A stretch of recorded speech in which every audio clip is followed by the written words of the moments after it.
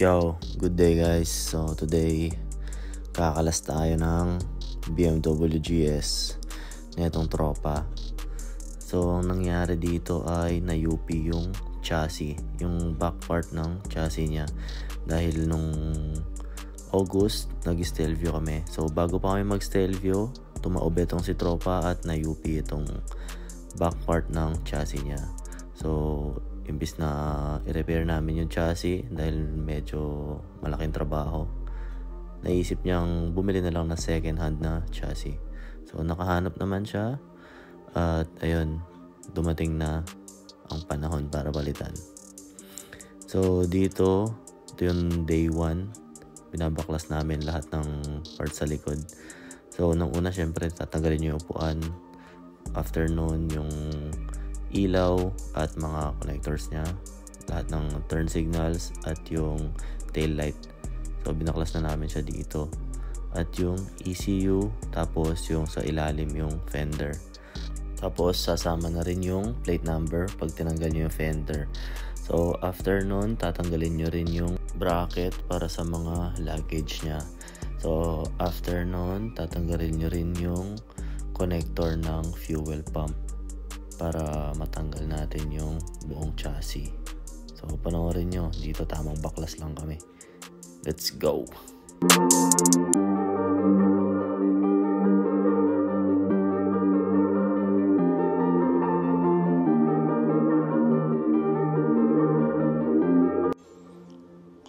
Okay guys, so tanggal na natin. So unang-una, yung upuan, unang-una yung tatanggalin. Tapos yung mga wirings, tatanggalin nyo dito.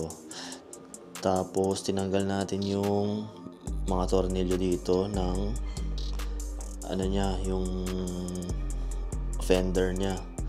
So yung fender kasama yung plate number. Nandito yung plate number. So eto yung fender niya. Yung buong fender na yan, tatanggalin yan. Kasama dito yung mga connector ng ilaw. So nandito yung connector ng ilaw, kasama yan, matatanggal lahat pag tinanggal nyo lahat ng tornilyo. Ito yung ilaw nya, ayan, cover. Tapos ito yung lock ng upuan, nandito yung susi, ayan, tatanggalin lahat yan. Tapos yung mga side panel nya, nandito yung mga side na fairings, at yung bracket para dun sa mga side bags nya. So ayun, tapos dito disconnect din natin tong muffler dito. Pero hindi naman kailangan na tanggalin dito yung muffler. So dito lang tatanggalin kasi nakakonect siya sa mismong chassis. So ngayon, tanggalan namin dito yung tornilyo na nagko-connect mismo sa chassis niya. And ito na lang ang kulang. Tapos tatanggalin natin po. So yung mismong tank niya, may iwan na dito sa loob. Hindi naman kailangan tanggalin yung tank. Tapos yung pump niya, di-disconnect nyo din yung pump. So ito yung pump niya. So, ingatan nyo lang, may dalawang tornilyo dito, tinanggalan namin. At saka yung mga connector niya, ayan, kailangan yung disconnect lahat. So ingatan nyo lang yung pump pagka tatanggalin nyo, dahan-dahan, dahil yan, meron siyang goma sa loob. Ayan. Tsaka ingatan nyo dahil plastic lang siya. So ayan, yun yung gasolina. So ayan, no, after natin tanggalin, kukunin natin lahat ng mga to. Tapos yung mga wirings, yan, tandaan natin kung nasaan. So mas maganda picturean nyo para maalala nyo pagka may pag may mga nakalimutan kayong parts, ganun. So maganda picture o videohan nyo. Ayan, ito yung ECU nya. Ayan. So ito, kahit ipatong lang natin dito.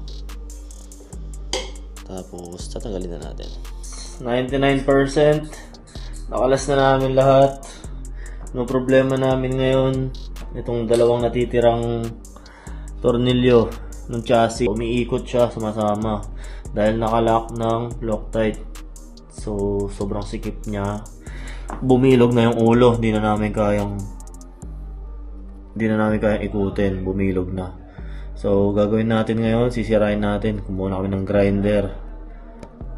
Try namin, sana kayanin. Yun na lang ang last solution.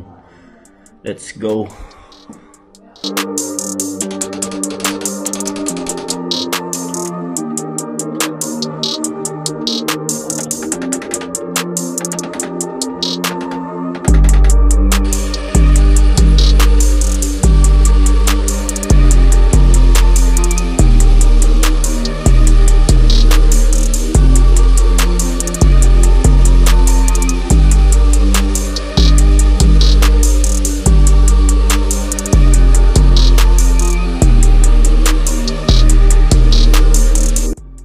Okay, so dito successful naman, napalitan na namin yung chassis dito. Mag-isa na ako dito at may lakad yung dalawang helper natin. Ngayon binabalik ko na lahat ng mga kinalas natin bago natin sindihan at sana walang lumabas na aberya.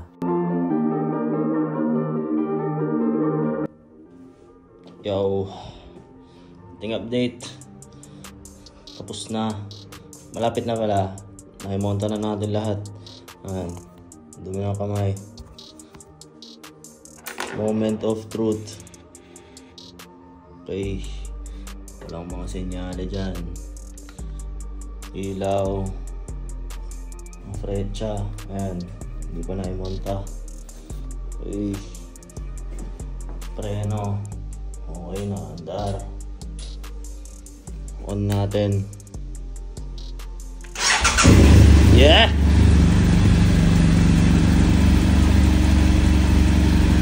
Sir.